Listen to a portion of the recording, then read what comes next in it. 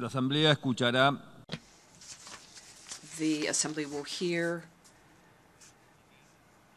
an address by the Prime Minister of the Islamic Republic of Pakistan, His Excellency Imran Khan. May I request protocol to escort His Excellency.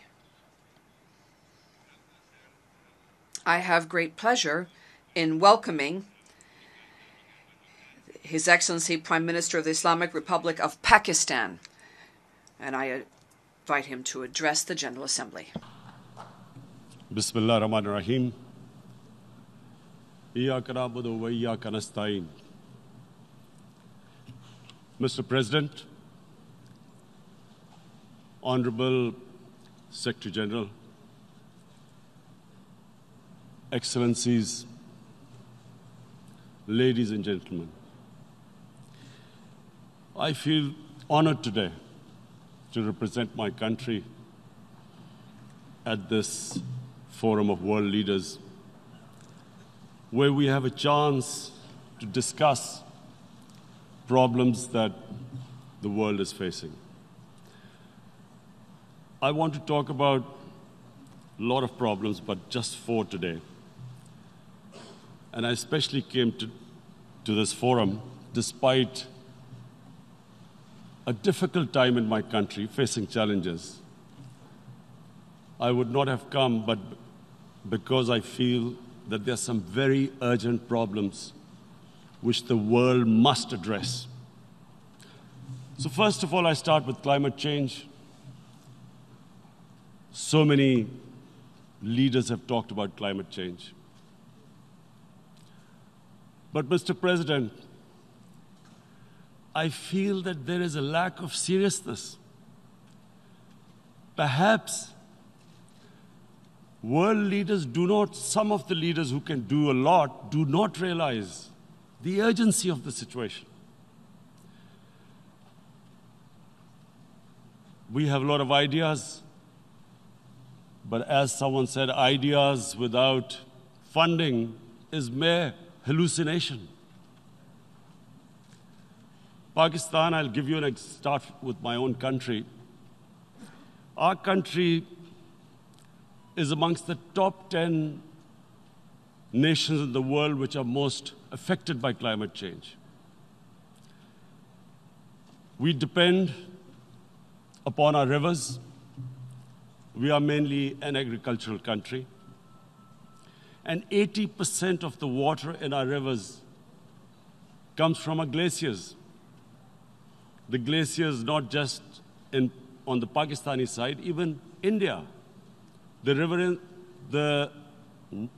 80% of the water in Ganges and the Indian rivers also comes from the glaciers, from the Himalayan glaciers, Karakoram, Hindu Kush. And these glaciers are melting at quite a rapid pace. We detected already 5,000 glacial lakes in our mountains. And if this keeps going, if nothing is done, we are scared that humans are facing a huge catastrophe. In my country, when my party came to power in the province of KP, we planted 1 billion trees in 5 years. Now we've set ourselves a target of 10 billion trees in Pakistan. Idea being to counter the effects of global warming. But one country cannot do anything. This has to be a combined effort of the world.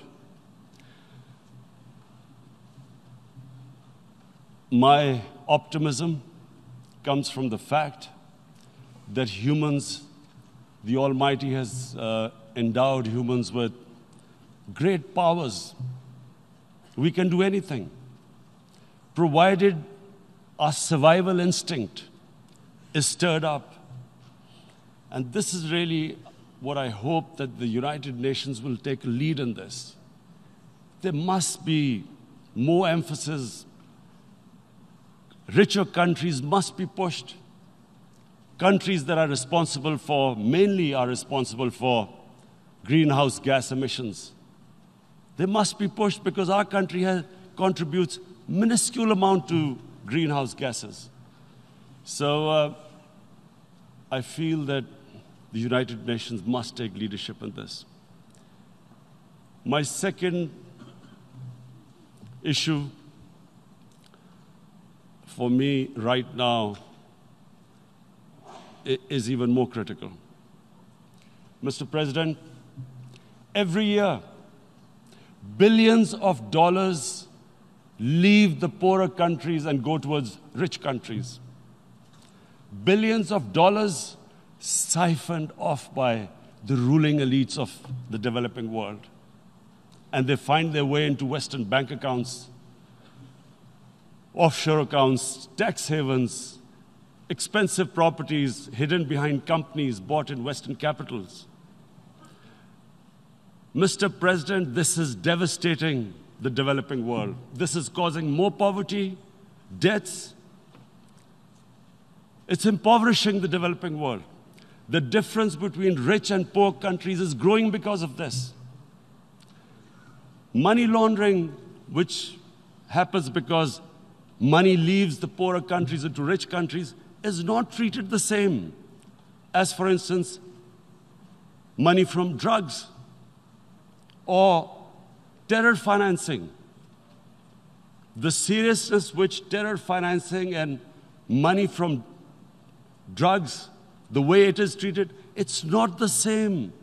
The way the poor countries are being plundered by their elites. It's not happening. In my country, when I took charge of our government a year back, in the 10 years preceding that, our total debt went up 4 times. The debt we had accumulated in 60 years, just in 10 years, it went up 4 times. As a result, the total revenue we collected in 1 year, half of it went into debt servicing. How are we going to spend money on our human beings, 220 million people, when half the money is going into debt servicing? Because our country was plundered by the elites, the ruling elite. And easily they could get the money out. And when, Mr. President, we located properties in Western capitals bought by this money through corruption and money laundering, located the properties of these corrupt leaders, we find it so difficult to retrieve it. That money, if we retrieved that money, we could spend on our human beings. But it's so difficult. The laws protecting these criminals. We do not have the sort of money to have expensive lawyers and spend millions and millions of dollars. We need help from the rich countries. And, Mr. President, it's critical. The rich countries must show political will. They cannot allow this to happen. How can the poor countries spend money on human development, which the United Nations asks, SDG? How are we going to do it when this money can easily leave our countries? So, unless the rich countries intend to build walls to stop economic refugees coming as we see right now, they must take action. They must take action now. It must be a deterrent. Corrupt ruling elites should not be able to take money out easily and park it into foreign bank accounts and into these properties abroad. And I never understand why. Why do we have these tax havens? Why is this allowed? Why shouldn't rich people pay taxes? Why is it legal to have these tax havens where you have these secret accounts? Because, the world is changing. The population of the world is growing. Sooner or later, you're going to have a crisis if the poor get poorer and the rich get richer. There is going to be a crisis sooner or later. So this is my second point. I hope that the United Nations takes a lead in this. It involves the IMF, the World Bank, Asian Development Bank. They must find a way of stopping this plunder of the developing world. My third point is Islamophobia. There are 1.3 billion Muslims in this world. There are millions of Muslims living in other countries, European countries, in the US, as minorities. Islamophobia, since 9/11, has grown at a pace where it is alarming. Human communities live together. There should be understanding amongst them. But Islamophobia is creating a division. Muslim women wearing hijab, it's become an issue. It's become an issue in some countries. Hijab is some sort of a weapon. A woman can take off her clothes in countries, but she can't put on more clothes. How is this happening? Because of Islamophobia. And how did this Islamophobia start? After 9/11. And why did it start? Because certain Western leaders equated terrorism with Islam. Islamic terrorism. Radical Islam. What is radical Islam? There is only one Islam. And that is the Islam we follow of Prophet Muhammad sallallahu alaihi wasallam. There is no other Islam. Radical Islam, Islamic terrorism, what message did they send to people in the West? And why is there Islamophobia? How is a person in New York, in the Midwest, in the US, in European capital, how is he going to distinguish between who is a moderate Muslim and who's a radical Muslim? Because terrorism has nothing to do with any religion. This Islamic terrorism, Islamic radicalism, and sadly used by leaders, this has been the main reason for this Islamophobia. And it has caused pain amongst Muslims. We in Muslim countries watch this Islamophobia traveling abroad, and it's getting worse. And may I just say, Mr. President, that in European countries, it is marginalizing Muslim communities. And we all know that marginalization leads to radicalization. Some of the people who ended up as militants in Syria and other places were from marginalized Muslim communities. And my point here is that we must address this issue. I'm sad to say that we Muslim leaders have not addressed this issue either. After 9/11, when this thing came about war against radical Islam, rather than Muslim leaders trying to explain to the West that there is no such thing as radical Islam, in all human communities, they are radicals. They're liberals and rest are moderate. All human communities, Christians, Jews, everyone has it. But Islam is not radical, neither Judaism, neither Christianity, neither Hinduism. No religion preaches radicalism. The basis of all religion is compassion and justice, which differentiates us from the animal kingdom. But unfortunately, the Muslim leadership was so scared of being called radical Islam that all of them became moderates. In Pakistan, we were in the eye of the storm, and our government coined a phrase called enlightened moderation. No one knows what it meant, but everyone started putting on Western suits that they were moderates, started speaking. Even those who didn't know English would speak English because they were moderates. No one had a clue what it was.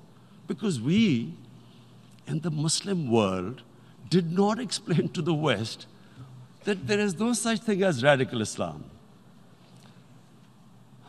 One of the reasons why after 9/11 Islam was supposed to be equated with terrorism was suicide attacks. Because the 9/11 bombers did a suicide attack, all sorts of theories came up that the Muslims are involved in suicide attacks because they will get virgin in heavens. Some came up with, what about women, suicide attackers? So this bizarre thing happened. No one explained. Suicide attacks and Islam were equated. No one did research that before 9/11, the majority of suicide attacks in the world were by Tamil Tigers, who were Hindus. No one blamed Hinduism, and quite rightly. What has Hinduism got to do with what desperate people were doing in Sri Lanka? We all know we've seen films about Japanese kamikaze pilots at the end of the Second World War doing suicide attacks. No one blamed the religion. But here we were trying to prove we were moderates and not explaining to the West. But the most important thing I wanted to say here today, in explaining this Islamophobia, Mr. President, and I feel it's very important because I played professional sport in England, I spent a lot of time there, so I know how the Western mind works and how West views religion. So where the misunderstanding about Islam came. And one of the reasons it caused Islamophobia. That was, in 1989, this book was published, maligning, insulting, ridiculing our Prophet Muhammad sallallahu alaihi wasallam. And there was a reaction in the Muslim world. The West couldn't understand what was the problem.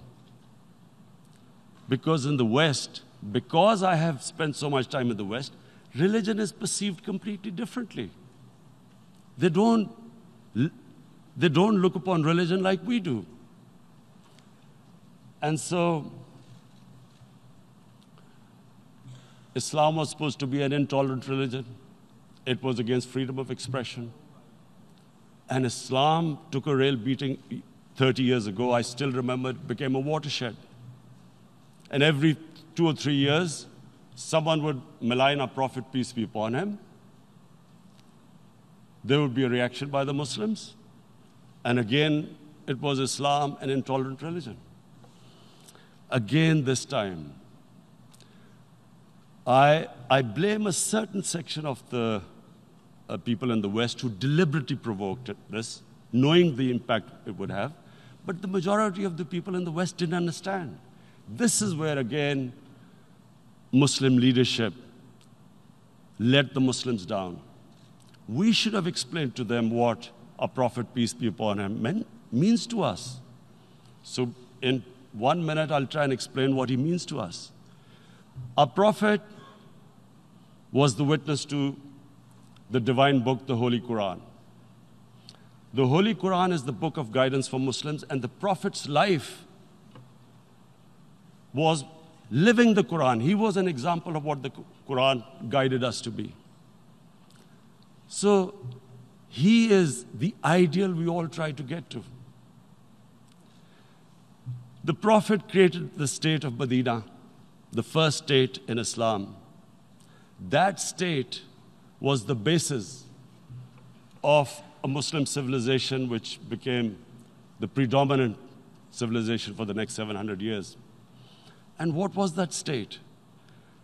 I hear such strange things about Islam, that it is against women, it's against minorities. The first state of Islam in Medina, it was the first time a welfare state was set up. The state took responsibility of the weak, widows, orphans, poor people, handicapped. It taxed the rich, spent the money on the poor. The state announced that all human beings are children of Adam, hence equal, whatever the color of their skin. The state announced, the Prophet announced that, and slavery, the whole system depended on slavery as it did for many years in the Western societies. The Prophet said that one of the greatest deeds is to free a slave. But because the society depended on slavery, he said, but if you have to, treat them as an equal member of the family. And as a result, something happened in a Muslim world which hasn't happened in any other civilization. Slave dynasties appeared. Slaves became kings. The Mamluks, slaves who ruled Egypt. In India, there were slave dynasties. And then, with minorities, again, you hear that Islam is supposed to be against minorities. Let me just make this clear.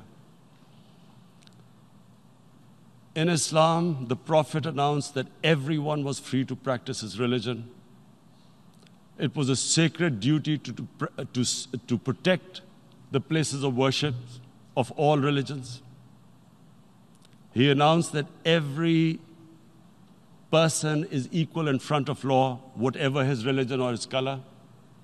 And this incredible case, and I always quote this, that the fourth Khalifa, the head of state of Medina, he lost a court case against a Jewish citizen. So, number one, it showed there was a rule of law, no one was above law. And number two, that a Jewish citizen was an equal citizen. So, Mr. President, when a Muslim society is unjust to its minorities, it is going against the religion of Islam and our Prophet, peace be upon him. So, it is important to understand this.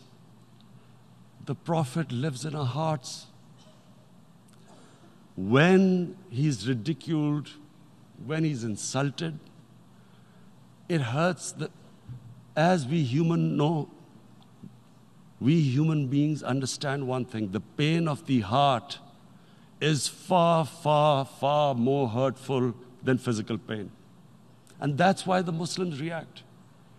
And I always thought that if I ever had the stage, I would try and explain this to the world community, especially to the Western community, because having lived in the Western community, people didn't understand this. When I first went as a teenager to England, there was a comedy film on Jesus Christ. It's unthinkable in Muslim societies. So we need to explain that, look, in a human community, we must be sensitive to what causes pain to other human beings. We have, in the Western society, and quite rightly, the Holocaust is treated with sensitivity because it gives the Jewish community pain. That's all we ask. That do not use freedom of speech to cause us pain by insulting our holy prophet. That's all we want. And now, the number fourth point, Mr. President, and this is the most critical point, is the reason why I especially came here. It is about what is happening in Kashmir. Before I go on this, I want to make one thing clear, that when we came to power, my first priority was that Pakistan would be a country which will try its best to bring peace. We had been through this war on terror. We joined the United States war on terror after 2001. And Pakistan went through one of its worst periods where 70,000 Pakistanis died and over 150 billion was lost to our economy. And Mr. President, I opposed the war because in the 80s, Pakistan had joined the Western countries in what was the freedom struggle then in Afghanistan against the Soviets. And it was funded by the Western countries. These Mujahideen groups, which were treated in guerrilla warfare, were trained by Pakistan Army, funded by the Western countries, and especially US, and they waged what was a freedom struggle in Afghanistan. The Soviets called them terrorists. We called them freedom fighters. 1989, the Soviets retreated. The Americans packed up and left. Pakistan was left with these groups.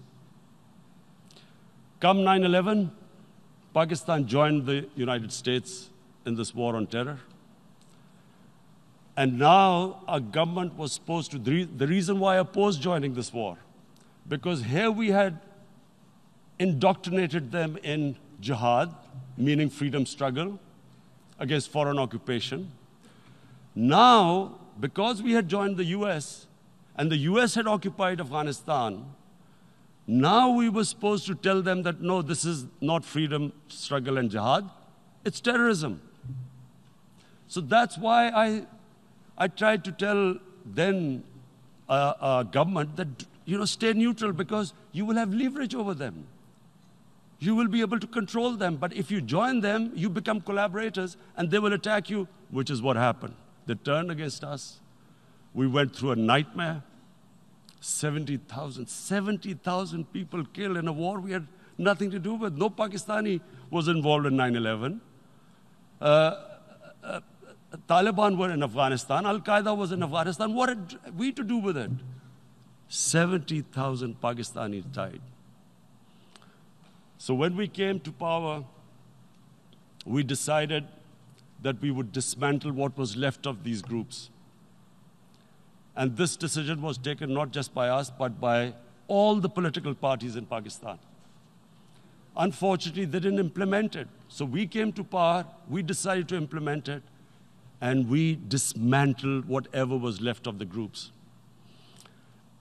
And I know that India keeps accusing us that there are these groups there. I would like the United Nations to send observers, see for themselves what we've done. No Pakistani government would have dared to do this because it would have created strife. But we decided that there would be no militant organizations in Pakistan. So I need to give you this background and to what I'm going to say later on. And secondly, we started mending fences. I invited the Afghan president. We developed a relationship with Afghanistan. We had problems with Iran. We mended fences there. And then India. Now let me just give you a little background about my relationship with India. Because of cricket, and cricket being it's a passion in the subcontinent, I had great following in India. I have friends in India, and I loved going to India. So immediately, when my party came to power, the first thing we did was to immediately reach out to India. And I spoke to President Modi, and I said, look, we have similar problems. Climate change, poverty, let's get together. Let's resolve our differences through trade. Let's build a relationship on trust. Prime Minister Modi told me that, there were terrorist attacks from Pakistan. I said, we have problems with you. There are terrorist attacks which we know are instigated by India in Balochistan. We caught a spy, Kulbhushan Yadav, who admitted what the sabotage going on in Karachi and Balochistan. So we said, look, let's leave that behind. Let's move forward. Our main priority should be our people. The highest number of poor people live in the Indian subcontinent. Unfortunately, didn't make any headways. Our foreign minister was supposed to meet on this in the UNGA last year. India canceled it. We thought that it's their election coming up. It's a nationalist, ultra-nationalist party. It doesn't want to cozy up to Pakistan. So we thought, okay, we'll wait till the elections. Meanwhile, a 20-year-old Kashmiri boy, whose father said was radicalized by the security forces in Kashmir, blew himself up on an Indian convoy. Immediately, India blamed us. I spoke to the Indian public on television. I said, if you give us any iota of proof, we will immediately take action, because we've clamped down on these groups. Rather than sending us any proofs, they sent their jets in, they bombed us. We retaliated. A jet, 2 of their planes were shot down, 1 pilot bailed out in Pakistan. We immediately returned the pilot, saying that, look, we do not want any escalation.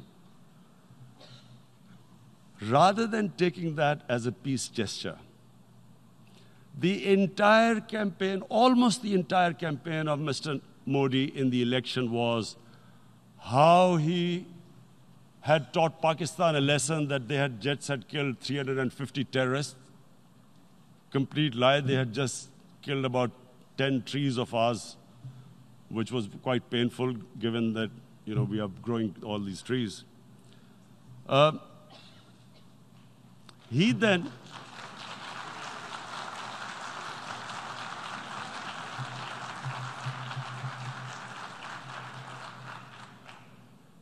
the election campaign, Mr. Modi used words like, this is just a trailer, the movie is about to start. I went into Pakistan and taught them a lesson. This was the election campaign.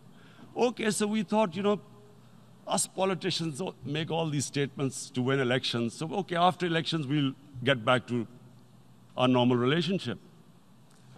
Well, the moment the elections ended, we approached India. No response, but then we discovered they were trying to push us in the FATF blacklist to bankrupt us. That's when we realized there was an agenda.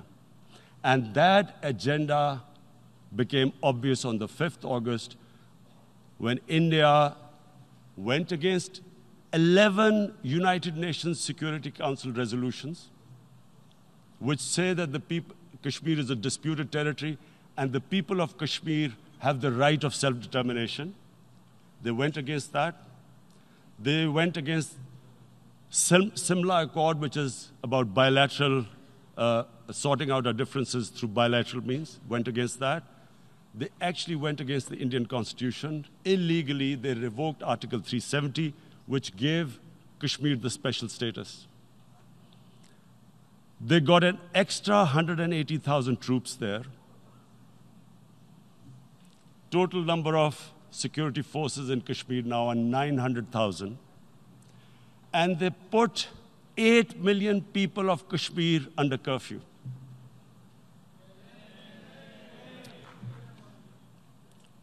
Mr. President, now I just briefly want to make the people understand, how can anyone do something like this? And for that, I have to explain to you what is RSS. RSS, Mr. Narendra Modi is a life member of RSS. RSS was an organization that was inspired by Adolf Hitler and Mussolini, came about in 1925. They believed in racial purity, racial superiority.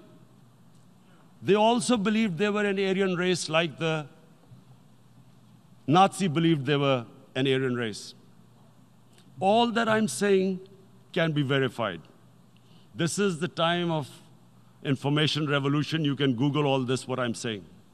But it is very important for me to explain this to you so you know what is happening in India.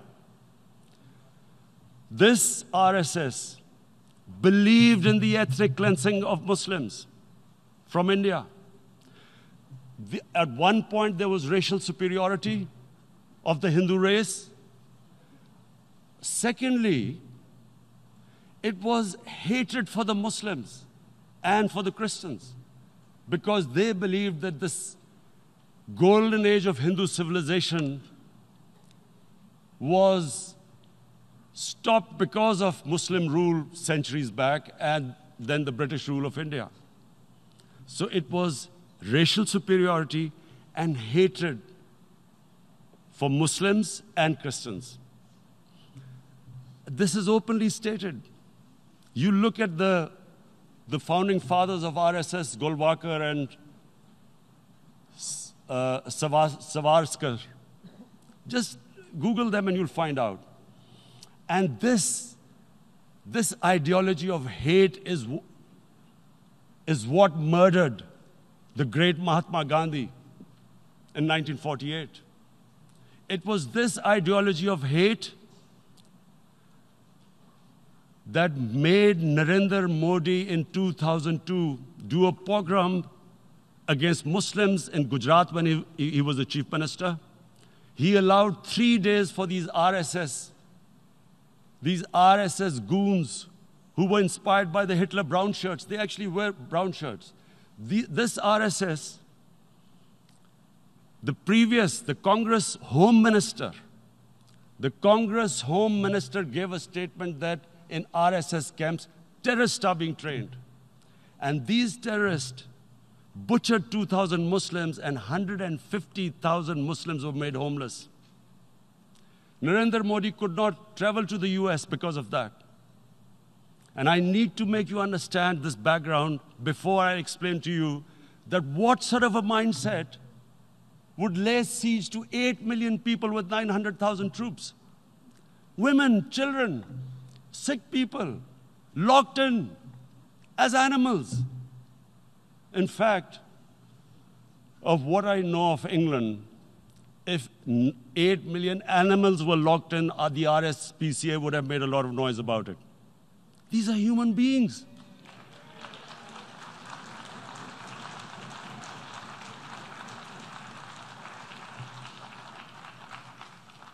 And Mr. President, what comes with racial superiority, these illusions of Aryan superior race, is arrogance. The two go together. And it's arrogance that makes people make mistakes and do stupid things. Cruel things like what Narendra Modi has done. It's sheer arrogance. And it's arrogance that has blinded him from the fact that what is going to happen when the curfew is lifted? Has he thought about it? This hasn't been thought through. What is he going to do when he lifts the curfew? Does he think that people of Kashmir will quietly accept the status quo because India has changed the constitution and taken away the special status? They'll accept that? Mr. President, 100,000 Kashmiris have died in the past 30 years because they were denied the right given by the United Nations, the right for self-determination. 100,000 have died and 11,000 women have been raped. There are 2 United Nations human rights reports on this. The world hasn't done anything because India is a huge market, 1.2 billion people. Sadly, the material prevails over the human. But this has serious consequences. Again, I repeat, that's why I'm here. Look, what is going to happen when the curfew is lifted will be a bloodbath. The people will come out. There are 900,000 troops there. They haven't come to, as Narendra Modi says, he's done this for prosperity of Kashmir. This is supposed to be for the development. These 900,000 troops, what are they going to do when they come out? There'll be a bloodbath. Has he thought it through what happens then? Mr. President, has anyone thought that what happens when there is a bloodbath? What do you think the impact will have on people of Kashmir? What do you think they will think? The way they have been boxed in their houses, treated like worse than animals, no rights. Thousands of all the political leadership has been arrested, taken out of Kashmir. Even those Kashmiri leaders who were pro-India have been taken out. 13,000 boys have been picked up and taken to God knows which destinations. So what do they think? What will the people of Kashmir do when they lift the curfew? They will be out in the streets. And what will these soldiers do? They will shoot them. They've already used pellet guns, blinded young boys. In the last 6 years, the 5 years, the oppression that has gone on in Kashmir. And so, Kashmiris will be further radicalized. Mr. President, there will be another Pulwama. And guess what? India will blame us. They're already blaming us. They're saying all this is happening because of Pakistan. One of their defense ministers said, there are 500 terrorists lined up on the border to go in. Why would Pakistan send 500 terrorists when there are 900,000 troops? What impact are they going to make? What will they do? And why would? Don't we know that the moment there is some terrorist attack, all that will happen is there'll be further cruelty and oppression of the people of Kashmir. We will just give the 900,000 troops to further crush the people of Kashmir. And then we'll give the Indian government an excuse that, look, Pakistan is a terrorist state, and this mantra that has gone on, Islamic terrorism. The moment you use this catchword, Islamic terrorism, the whole world turns away. No one talks about human rights. You can do whatever you want, which is what has happened in Kashmir, because they keep using this word, Islamic terrorism. And this is what they're doing right now. What do we benefit from further increasing the cruelty on the people of Kashmir? And why would we want this? But there is no other narrative left for India.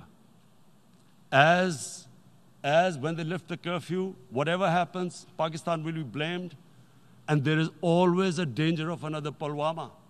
They might come and bomb us again, and then another cycle might start. And what does Narendra Modi think? That 180 million Muslims of India are thinking right now. Aren't they watching these Kashmiris stuck inside for 55 days they've been stuck in? Aren't they watching? What do you think? Don't you think that the Muslims will be radicalized in India? And I'm talking about 180 million people. And when they get radicalized, there will be some incident in India somewhere down the line. Again, we will be blamed. And I'm warning you right now, again, we will be blamed. And, Mr. President, what about 1.3 billion Muslims who are watching this? And they know that it is only happening in Kashmir because they're Kashmiri Muslims. This is not happening to Kashmiri Hindus. They know that this is happening because of their religion. So what do you think they will be thinking? What do you think the Jewish community would think if they were, forget 8,000 Jews stuck like this? What do you think Europeans would think? What do we think? I mean, any human community, if their members are stuck like that, what do you think they will think? Are we a children of a lesser God? Is it not going to cause us pain? And then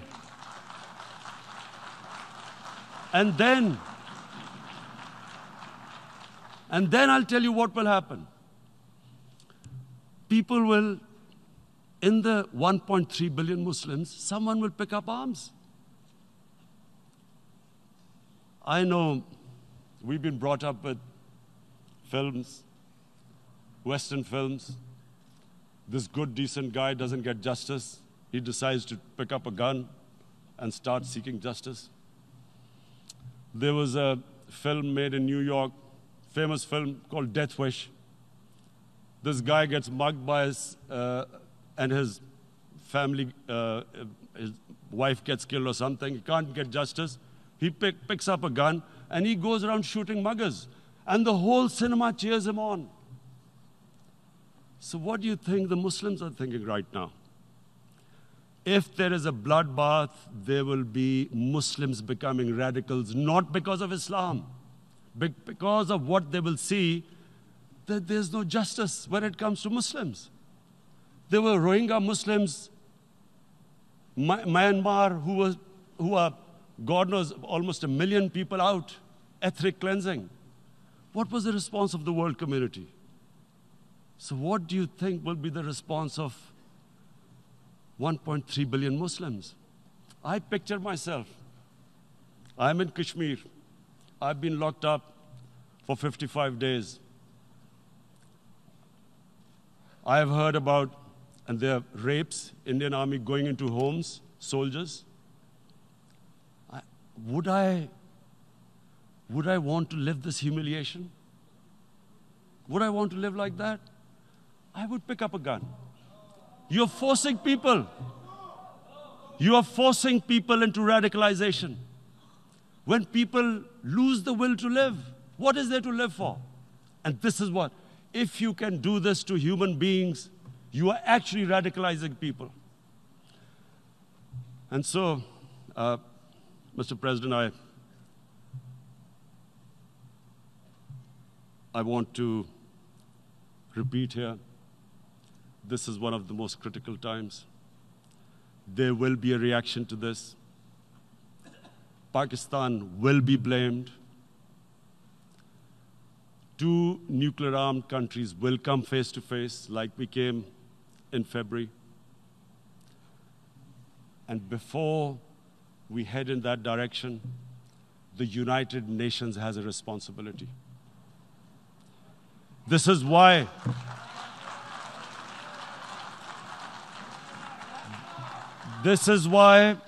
the United Nations came into being in 1945. You were supposed to stop this happening. I feel we are back to 1939, Munich. Czechoslovakia has been taken, annexed. What is the world community going to do? Is it going to appease a market of 1.2 billion, or is it going to stand up for justice and humanity?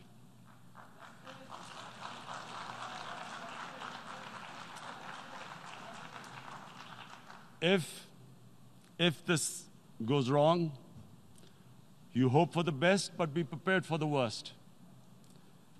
If a conventional war starts between the 2 countries, Mr. President, if a conventional war starts, and anything could happen, but supposing a country 7 times smaller than its neighbor is faced with the choice, either you surrender or you fight for your freedom till death, what will we do? I ask myself this question. And my belief is, La ilaha illallah, there is no God but one. And we will fight. And when